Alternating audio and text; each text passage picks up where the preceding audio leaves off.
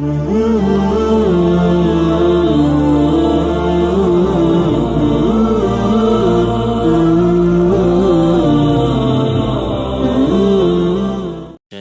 الرجيم بسم الله الرحمن الرحيم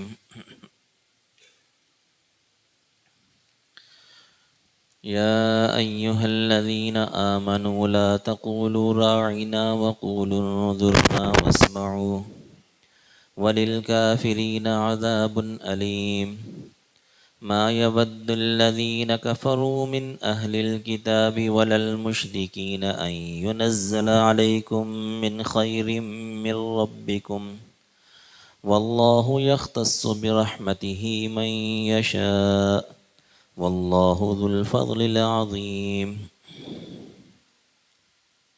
سورہ بقرہ کی آیت نمبر 104، جس میں اللہ تعالیٰ فرما رہے ہیں اے ایمان والو، لا تقولوا راعنا، تم راعنا مت کہا کرو، وقولوا، تم کہا کرو انظرنا، واسمعوا، اور غور سے سنو، وَلِلْكَافِرِينَ عَذَابٌ علیم، اور کافروں کے لیے دردناک عذاب ہے۔ یہ آیت مبارکہ اس وقت نازل ہوئی کہ جب یہودی ناشائستہ حرکتوں پر آ کے، چونکہ نیچ قوم ہے، گھٹیا حرکتیں یہ ان کی گھٹی کے اندر ہے۔ یہودی لوگ جو ہیں ان کی طبیعت کے اندر، فطرت کے اندر گھٹیا حرکتیں، جیسے آج بھی دیکھ لیں کہ ایک انسان ہونے کے ناطے جو انسان ہوگا نا، وہ کسی جانور کو بھی بھوکا پیاسا دیکھے تو اس کے دل میں رحم آ جاتا ہے۔ اس میں اسلام کی بات نہیں ہو رہی، مسلمان ہونے کی بات نہیں ہو رہی، صرف انسان ہونے کے ناطے۔ حتیٰ کہ کئی جانور بھی ایسے ہیں کہ ان کو دوسرے جانوروں پر ترس آ جاتا ہے۔ ایسے بہت سے واقعات ہیں، بلکہ مشاہدے کی بات ہے کہ جانوروں کے اندر بھی ایسا ہے کہ وہ بھی ترس کھا جاتے ہیں، کیونکہ وہ بھی ایک حیوان ہے نا، اس میں بھی ایک چیز ہے اس کی طبیعت کے اندر۔ تو انسان ہونے کے ناطے تو بندے کو بہت زیادہ رحم آتا ہے کہ ایک انسان ہو دوسرا انسان کو بھوکا پیاسا دیکھے۔ اب دیکھیے کہ کس قدر نیچ حرکتوں پر آئے ہوئے ہیں کہ فلسطین کے اندر بچے ہیں، بوڑھے ہیں، جوان ہیں، عورتیں ہیں، یعنی بھوک کی وجہ سے زیادہ وہاں شہادتیں ہو رہی، اور وہاں سوکھ سوکھ کر ان کی ہڈیاں نکل آئیں بیچاروں کی، صرف کیا ہے؟ بھوک اور پیاس۔ وہ تو ان کے ایمان ہی بڑے اونچے ہیں۔ جس قدر ایمان اونچا ہوتا ہے نا، پھر اللہ تعالیٰ مصائب بھی اسی قدر اونچے بھیجتا ہے۔ اب دیکھیے کہ ہمارا تو کوئی ایمان ہی نہیں ہے بھائی، ہمارا کوئی ایمان، ہم اے سی کے اندر بیٹھے ہیں اور طرح طرح کے کھانے کھا رہے ہیں، ہم تو تصور بھی نہیں کر سکتے، تصور بھی نہیں کر سکتے۔ ان لوگوں کا جو ایمان ہے، اب اس قدر ان کا ایمان ہے پھر بھی ڈٹے ہوئے ہیں۔ وہ کہتے ہیں یا غزہ یا جنت، یا غزہ یا جنت۔ دنیا میں رہنا ہے تو غزہ میں، بیت المقدس کے پڑوس میں، اور نہیں تو پھر جنت، یعنی وہ اس جگہ کو چھوڑنے کے لیے تیار نہیں۔ تو یہ ان ایمان والوں کی حالت ہے۔ بہرحال یہ آج سے نیچ حرکتیں نہیں کرتے آ رہے، یہ حضور نبی کریم صلی اللہ علیہ وسلم کے دور سے ان کی یہ حالت تھی۔ تو حضور کے دور میں بھی کیا کرتے کہ مجلس کے اندر بیٹھتے، تو چونکہ یہ منافق لوگ تھے تو یہودی، لیکن منافقت کا لبادہ اوڑھا ہوا تھا، کلمہ پڑھتے تھے، مسلمان تو تھے نہیں۔ تو اب کیا ہے کہ ایسا لفظ استعمال کرتے کہ جو ان کی زبان میں گالی بنتی۔ اب بڑے خوش ہوتے دل دل میں کہ ہم نے نا ان کے نبی کو گالی دی۔ اب مجلس میں بیٹھے ہوئے ہیں اور سن رہے ہیں، اب لا محالہ سارے مسلمان ہوتے تو یہ بھی کلمہ پڑھتے تھے، لیکن تھے تو اندر سے یہودی۔ اب کیا ہوتا کہ رائنا کا لفظ ایک ایسا لفظ تھا کہ جو ان کی زبان میں کوئی گالی سی بنتی تھی، تو اب جو ہے نا یہ کہتے رائنا۔ اب رائنا کا لفظ ان کی زبان میں گالی تھی، اور عربی زبان کا مطلب بنتا تھا کہ ہماری رعایت رکھیے، آپ جو بات ارشاد فرما رہے ہیں دوبارہ کہہ دیں۔ تو عربی میں اور معنی بنتا تھا، ان کی زبان میں اور ایک یہ بھی کہا جاتا ہے کہ یہ تھوڑا سا زبان کو مروڑ کے کہتے تھے رائنا۔ اب یہ رائنا جب بن جائے نا پھر عربی زبان میں بھی گالی بن جاتی. رائنا کا معنی بنتا ہے ہمارا چرواہا. چرواہا یہ جو بھیڑ بکریاں چراتے ہیں نا، جو مسلی ہوتے ہیں دیہاتوں کے اندر، تو ان کو کہا جاتا ہے. تو اب وہ کہتے ہیں رائنا. اب کیا ہے کہ اس طرح کا لفظ اب ان کی نیت کچھ اور ہوتی. اب دیکھا تھا کہ جب مسلمانوں کو مسلمانوں میں سے کسی کو کوئی مسئلہ سمجھ نہ آتا یا کوئی اہم بات ہوتی تو انہوں نے بھی کہنا شروع کر دیا. اب چونکہ مسلمانوں کی نیت صحیح تھی کہ رائنا یا رسول اللہ ہماری رعایت رکھی ہے کہ آپ دوبارہ ارشاد فرما دیں. اب مسلمانوں کی نیت ٹھیک تھی تو دیکھا دیکھی یہ لفظ عام ہو گیا. تو چونکہ ان کی نیت فاسد تھی تو اللہ تعالیٰ نے اس کو برداشت نہیں کیا کہ میرے حبیب کو ایسا لفظ کہا جائے کہ ان کی نیت میں بھی کھوٹ ہو. تو اللہ تعالیٰ نے وحی نازل کر دی، اے ایمان والو لا تقولوا رائنا، آئندہ رائنا کا لفظ استعمال ہی نہیں کرنا. اگر کسی کو ضرورت ہو کہ دوبارہ حضور ارشاد فرما دے جو مسئلہ بیان کیا، دوبارہ اگر تم کہلوانا چاہو تو قولو انظرنا، انظرنا کا لفظ کہہ دیا کرو. اب انظرنا کے اندر کوئی ایسی خرابی نہیں تھی، یعنی کہ اس کے اندر نہ تو کوئی گالی کا معنی بن سکتا تھا، زبان کو مروڑ کے بھی کہیں تو غلط معنی کا پہلو نہیں تھا اس کے اندر. تو آ گیا کہ اگر تم نے کوئی ایسا معاملہ ہو تو انظرنا کا لفظ استعمال کرنا ہے، رائنا کا لفظ استعمال نہیں کرنا. ایک بات تو یہ. اور دوسری بات یہ فرمائی کہ واسمعوا، غور سے سنا کرو، توجہ سے بیٹھا کرو. حضور خطاب فرما رہے ہیں، حضور خطاب فرما رہے ہیں، کوئی عام بندہ خطاب نہیں کر رہا. تو پہلی بات تو غور سے سنو، لیکن پھر بھی اگر تمہیں ضرورت پیش آ گئی تو چلو انظرنا کہہ دو. انظرنا واسمعوا، ضرورت پڑے تو انظرنا کہہ دو، وگرنہ پہلی بات کیا ہے؟ واسمعوا، غور سے سنو. وَلِلْكَافِرِينَ عَذَابٌ علیم. اور آگے یہ بھی بتلا دیا جو بھی ان کی نیتیں ہیں یہ بچنے والے نہیں ہیں. آج یہ نیت کے اندر فطور ہے نا، آج نیت کے اندر فطور ہے اور یہ حضور کو گالی دے رہے ہیں الیاذ باللہ، اندر سے تو پرلے درجے کے کافر ہیں. تو اللہ تعالیٰ تسلی بھی دے رہے ہیں مسلمانوں کو کہ اللہ تعالیٰ نے کافروں کے لیے دردناک عذاب تیار کر رکھا ہے. تو اسی طرح اور بھی کئی الفاظ ملتے ہیں کہ جس کے اندر دو پہلو نکلتے ہوں تو اس کی ممانعت آتی ہے.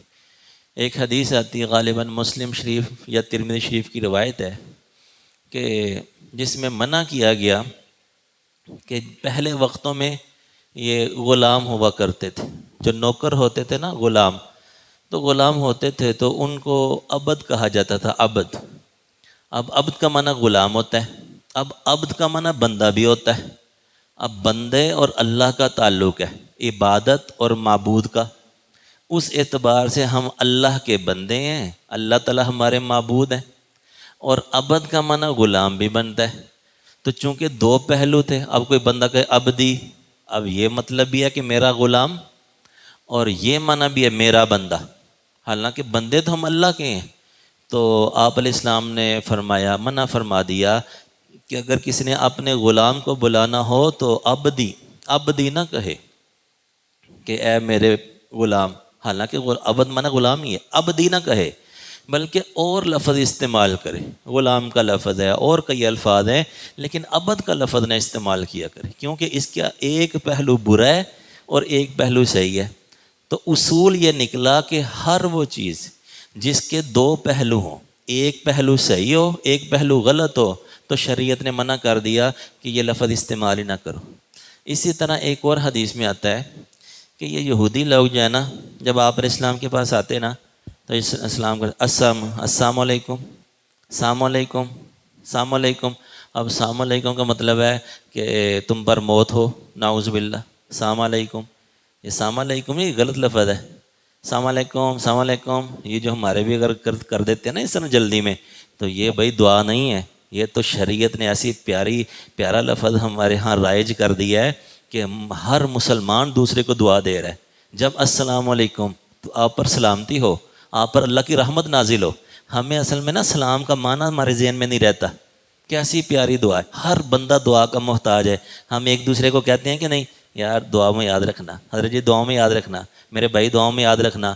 تو کتنی پیاری دعا ہے اگر آپ کسی کو کہیں السلام علیکم، ہے سنت بھی ہے ہیں، اور کتنا پیارا معنی ہے کہ اللہ تعالیٰ کی رحمت نازل ہو، اللہ تعالیٰ کی سلامتی نازل ہو۔ کون سا بندہ ایسا ہے جو سلامتی نہیں چاہتا؟ ہر بندہ سلامتی چاہتا ہے۔ تو اس لفظ کو صحیح استعمال کرنا چاہیے، السلام علیکم، السلام علیکم نہیں۔ تو گویا کہ اب وہ کیا ہے کہ یہودی تھے، تو انہوں نے کہا السلام علیکم، تو حضرت عائشہ رضی اللہ تعالیٰ عنہ ان کو پتہ چلا کہ یہ السلام علیکم کیا رہے ہیں، تو انہوں نے آگے سے کہا کہ علیکم السلام واللعنہ، کہ ہلاکت بھی تمہاری ہو اور لعنت بھی تم پر ہو۔ کیا حضور کو گالیاں دے رہے علیہ باللہ؟ تو اگرچہ آپ علیہ السلام نے حضرت عائشہ کو بھی بعد میں نصیحت بھی کی، لیکن پھر فرمایا کہ اگر کوئی ایسا معاملہ ہو تو آگے سے کہہ دینا چاہیے علیکم، گالی دے رہا ہے نا، السلام علیکم کہہ رہا ہے نا، تو کہنا چاہیے علیکم، یعنی وہ کہہ رہا ہے کہ تم پر موت طاری ہو، موت واقع ہو، تو تم کہہ دو علیکم کہ تم پر ہو، تو گویا کہ گالی سے بچ جائے اور جواب بھی ہو جائے۔ تو یہاں بھی چونکہ السلام علیکم کے اندر ایسا تھا کہ یہ السلام علیکم کہہ رہا ہے یا السلام علیکم کہہ رہا ہے، تو یہاں بھی منع ہے۔ تو کوئی بھی ایسا لفظ ہو کہ جس کے دو پہلو ہوں وہ منع ہے۔ اسی طرح ہمارے معاشرے کے اندر ایسے کئی الفاظ رائج ہیں کہ جس کے اندر دو پہلو نکلتے ہیں۔ مثلاً اب دیکھیے کہ کہا جاتا ہے یا رسول اللہ۔ اب یا رسول اللہ کا لفظ ایسا ہے کہ یہ حرف یا جو ہے نا، یہ عربی کا لفظ ہے، یہ قریب کے لیے بھی استعمال ہوتا ہے، دور کے لیے بھی استعمال ہوتا ہے۔ اب جب ہم حضور نبی کریم صلی اللہ علیہ وسلم کے روضہ اقدس پر حاضری دیں گے نا، تو وہاں ہم کیا کہتے ہیں؟ الصلاۃ والسلام علیک یا رسول اللہ۔ وہاں حضور کے روضے پر جا کے یہ صلاۃ و سلام پیش کرنا ہوتا ہے، حضور سے ہم عرض کرتے ہیں، درخواست کرتے ہیں، وہاں کہنا ہوتا ہے الصلاۃ والسلام علیک یا رسول اللہ۔ اب چونکہ یہ عربی کا ایسا لفظ ہے کہ اس کے اندر دور کا معنی بھی پایا جاتا ہے، یا جو ہے یہ دور کے لیے بھی آتا ہے، قریب کے لیے بھی، لیکن ہمارے معاشرے میں ایسا ہے کہ بعض لوگوں کے عقائد ایسے ہیں کہ وہ کہتے ہیں کہ ہر جگہ آپ علیہ السلام بھی سنتے ہیں، آپ علیہ السلام بھی حاضر ناظر ہیں۔ تو یہ جو عقائد ہیں یہ بالکل فاسد ہیں، ناجائز ہیں۔ یہ تو اللہ تعالیٰ کا خاصہ ہے کہ اللہ تعالیٰ ہر جگہ موجود ہے، اللہ تعالیٰ ہر جگہ ہر کسی کی فریاد سنتے ہیں، اور تو کوئی سن نہیں سکتا۔ تو ایسے چونکہ عقائد بھی لوگوں کے اندر موجود ہیں، تو لہٰذا یہاں پر کوئی یہ ایسا نہیں کہنا چاہیے یا رسول اللہ، کیونکہ کوئی بندہ سمجھے گا کہ یہ یہاں سے پکار رہا ہے حضور کو کہ مدد مانگ رہا ہے، حالانکہ یا کا معنی قریب کے لیے بھی آتا ہے اور دور کے لیے بھی آتا ہے۔ تو چونکہ ایسا لفظ ہے جس میں دونوں پہلو ہیں، تو لہذا یہاں نہ پڑھا جائے الصلاۃ والسلام علیک یا رسول اللہ، بلکہ یہ کہاں پڑھا جاتا ہے؟ جب حضور کے روضے پر حاضری ہوگی وہاں پڑھا جاتا ہے الصلاۃ والسلام علیک یا رسول اللہ۔ اور اس طرح کوئی اور درود شریف ہوتے ہیں جس میں کوئی ایسا پہلو نہ ہو، وہ یہاں پڑھیں گے تو فرشتے حضور نبی کریم صلی اللہ علیہ وسلم کو پہنچائیں گے، حضور سماعت فرمائیں گے، اور احادیث میں آتا ہے کہ آپ علیہ السلام جواب بھی دیتے ہیں درود شریف کا۔ تو جب وہاں جائیں گے وہاں پر پھر یہ والا درود شریف پڑھا جاتا ہے۔ تو یہ جو آیت مبارکہ ہے، اس سے یہ اصول اخذ ہو رہا ہے کہ ہر وہ لفظ کہ جس کے دو پہلو نکلتے ہوں، ذو معنی ہوں، دو معنی ہوں، تو اس لفظ کو استعمال نہ کیا جائے۔ اب یہاں پر جانا بعض حضرات کیا ہے کہ اس کو اس قدر اس میں مبالغہ کر دیتے ہیں، اسی اصول میں اتنا مبالغہ کر دیا کہ وہ صحیح کو بھی غلط بنا دیتے ہیں۔ جیسے مثلاً کہ کہا جاتا ہے امام اعظم ابو حنیفہ رحمۃ اللہ علیہ، امام اعظم، تو بعض لوگ کہتے ہیں کہ لو جی امام اعظم تو حضور ہیں، امام اعظم تو حضور ہیں، اور یہ دیکھو یہ اپنے اماموں کو کہہ رہے ہیں امام اعظم۔ اب یہ جو ہے نا اس آیت مبارکہ سے یہ نتیجہ نکالنا یہ غلط ہے، چونکہ حضور نبی کریم صلی اللہ علیہ وسلم وہ امام الانبیاء ہیں، وہ تو انبیاء کے بھی امام ہیں۔ اور یہاں امام اعظم کا مطلب ہے کہ جو چار امام ہیں نا فقہ کے، پوری دنیا کے اندر جو فقہ کے چار امام ہیں، امام ابو حنیفہ رحمۃ اللہ علیہ، امام شافعی رحمۃ اللہ علیہ، امام مالک رحمۃ اللہ علیہ، امام احمد بن حنبل رحمۃ اللہ، یہ چار فقہ کے امام ہیں کہ انہوں نے اتنی محنت کی اور اتنا شرف قبولیت حاصل ہوا کہ اب دنیا کے اندر انہی چاروں کے پیروکار ہیں، جہاں بھی جائیں گے ان چاروں کے ہی پیروکار ہوں گے۔ اتنی محنت کی، انہوں نے قرآن و حدیث سے مسائل کو نکالا، ان کو لکھا، آگے لکھوایا، آگے پڑھایا، ان کے شاگردوں نے آگے پڑھایا، ایسی اللہ نے قبولیت دی کہ پوری دنیا کے اندر یا امام ابو حنیفہ رحمۃ اللہ علیہ کے شاگرد ملیں گے، یا امام شافعی کے، یا امام مالک کے، یا امام احمد کے۔ تو ان کو تو قبولیت عامہ ہو گئی۔ اب یہ جو 4 امام ہیں نا، اس حساب سے کہا جاتا ہے امام اعظم ان چاروں میں بڑے امام ابو حنیفہ ہیں۔ 4 اماموں میں وہ کیوں بڑے ہیں؟ چونکہ امام ابو حنیفہ رحمۃ اللہ علیہ وہ تابعی ہیں، اور کوئی امام تابعی نہیں ہے۔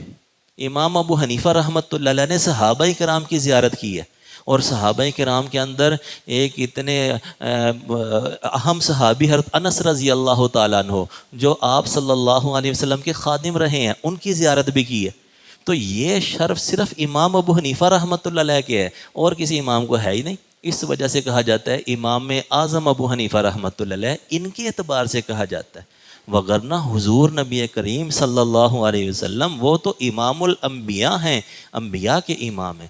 تو بہرحال یہ جو آیت مبارکہ ہے، اس سے غلط نتیجہ بھی نہیں نکالنا چاہیے، اور یہ اصول اپنی جگہ ہے کہ کوئی بھی ذو معنی لفظ ہو، کوئی ایسا عقیدہ ہو جس میں 2 پہلو ہوں، ایک صحیح ہو ایک غلط ہو، تو ایسے لفظ کا استعمال کو چھوڑ دینا چاہیے۔